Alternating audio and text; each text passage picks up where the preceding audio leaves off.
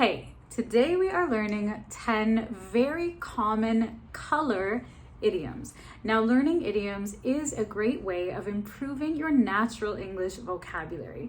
And even if you aren't super comfortable using them just yet, understanding them is very important and helpful as well. Now, I personally do use all of these idioms, so they are very natural and, as I said, very common. Let's go.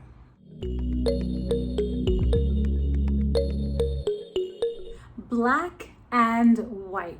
Black and white. Now, if something or a situation is black and white, it means that it is very clear and easy to understand. There's no room for interpretation. There's no room for confusion. It's black and white. This is the way it is. So, for example, the rules of the game are black and white. There's no confusion on how to play or how to win. Or it's not easy to decide what to do or how to handle this situation. It's not black and white. Next up, we have a red flag. A red flag. Now, a red flag is a warning sign of potential danger or a bad situation in the future, okay? So a red flag is a warning that something bad might happen in the future. So for example, his constant lies were a red flag for her, and she broke up with him. His constant lies were a red flag, and she broke up with him, all right? So the fact that this guy was lying all the time was a warning sign that this is not gonna go well in the future, all right? So a red flag, a warning sign for potential danger or a bad situation in the future. Next up, we have out of the blue. Out of the blue, out of the blue. Now, if something happens out of the blue, it means it happens suddenly and unexpectedly. So for example, we were in the middle of a conversation and he just started crying out of the blue. He just started crying suddenly and unexpectedly, okay? Another example, he showed up at my house out of the blue. He showed up at my house out of the blue, okay? So I did not expect him. He didn't call. Maybe I hadn't talked to him in a while, and he just showed up. Next is a white lie or a little white lie. Now, a white lie is a small lie that you tell in order to avoid hurting someone or to protect someone's feelings. So generally, white lies are not serious. Even though they're not great, they're not serious. So for example, she told a little white lie. She said she had plans to get out of going to the party, okay? So maybe she didn't want to hurt her friend's feelings. She just didn't want to go to the party. Maybe she was tired. Maybe she was busy. Maybe she just didn't feel like going. So she told a little white lie and said that she was already busy in order to avoid going and to avoid hurting someone. Once in a blue moon. Once in a blue moon. Now, if something happens once in a blue moon, it happens rarely or almost never, okay? So for example, I only see my friends from college once in a blue moon. I only see my friends from college once in a blue moon. So in other words, I rarely see them once in a blue moon. Next, a golden opportunity.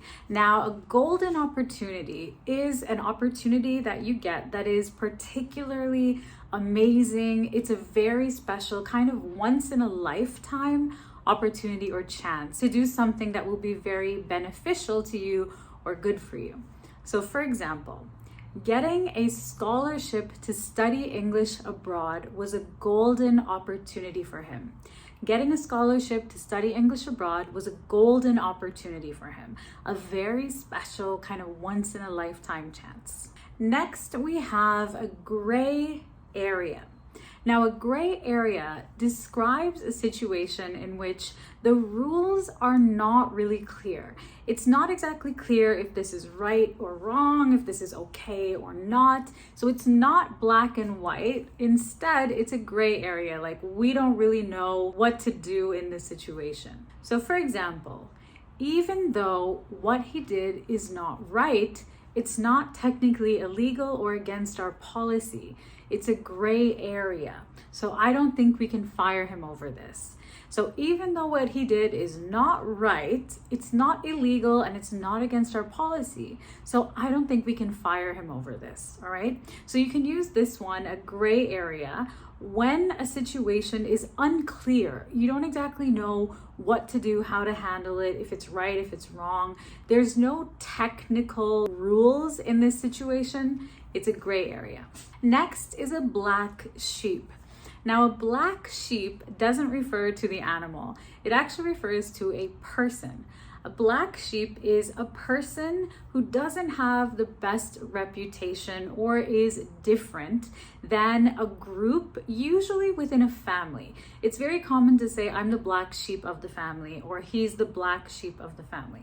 So for example, he comes from a family of doctors, but he decided to become a tattoo artist.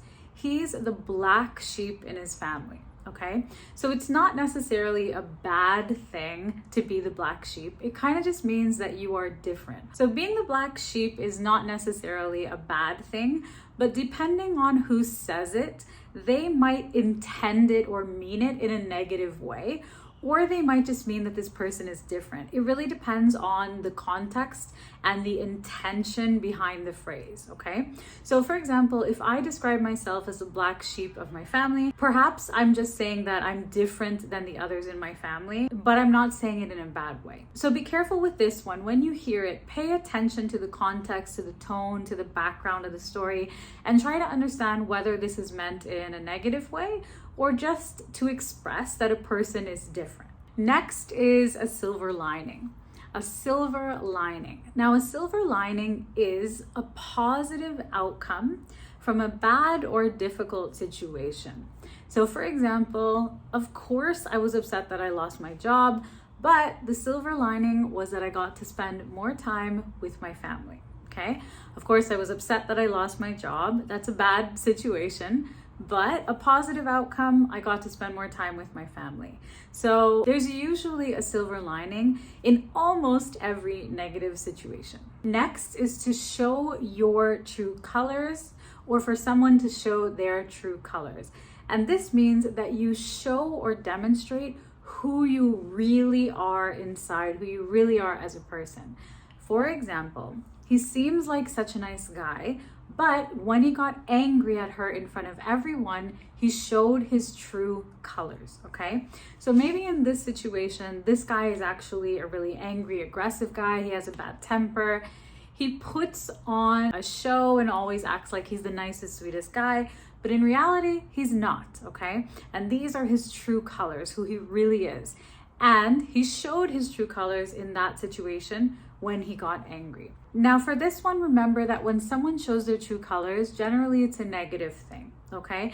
It's usually when they display negative qualities or negative characteristics, then we say he or she showed their true colors. Now, if you are trying to take your English vocabulary to the next level and you want to learn tons more natural idioms like this, make sure you check out the Weekly English Words membership. Teacher Tiffany and I created this membership to help you learn English vocabulary in a natural context. This is a self-study membership, so you can learn at your own pace. I will link the Weekly English Words membership down below this lesson. Now there you have it, some very common color idioms in English. You don't have to memorize all of these right away and go out and start using them, but I do recommend and encourage you to learn at least a few, come up with your own examples, think of situations in which you can use these. And if you hear them, at least you're gonna know what they mean. If you can think of any other color idioms, tell us down below. As well, don't forget to grab your free ebook, English Conversations Made Simple. That's also linked down below this video. Thank you so much for watching and for spending time with me today. If you enjoyed the lesson, please do give it a thumbs up. It really helps me and it helps the channel to grow and reach English learners all around the world. I'll see you very soon in another one.